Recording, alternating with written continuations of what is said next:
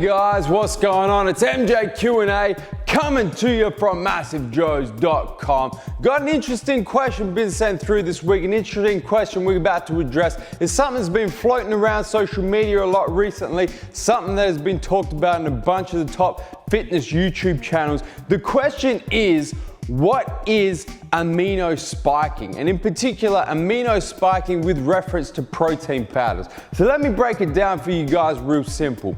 What amino spiking is when a company goes and takes a protein powder, primarily it's going to be a whey protein powder, but it can be any blend of whole food protein. So, you know, a whey, a blended protein powder, egg protein, whatever type of whole food protein powder.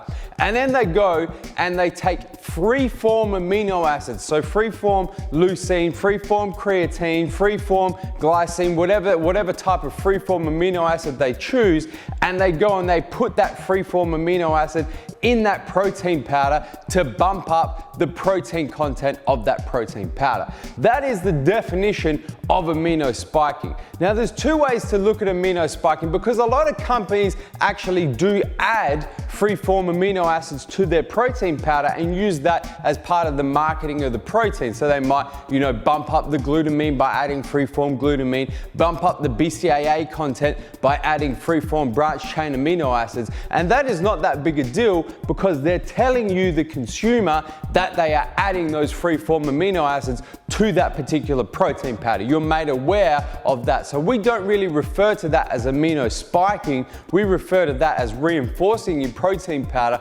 with added free-form amino acids.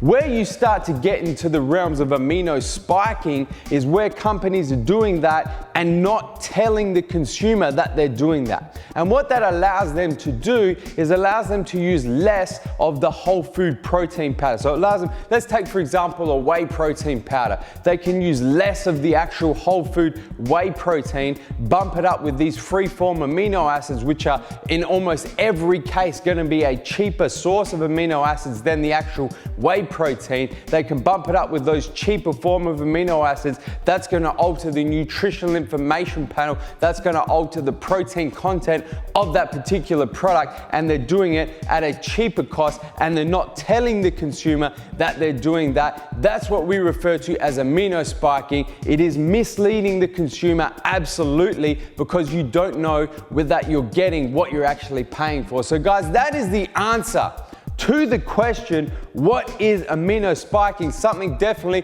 to be looking out for, definitely to be aware of as a consumer. Guys, if you've got a question that you want us to answer in the very next edition of MJQA, man, you go drop a comment down below this video, hashtag MJQA, ask your question, man, we may answer it in the very next edition of MJQA. Hit the subscribe button, subscribe to our YouTube channel, man, stay up to date with all the latest editions of MJQA. And guys, that is MJQA, and I'm coming to you from MassiveJoes.com. Stay.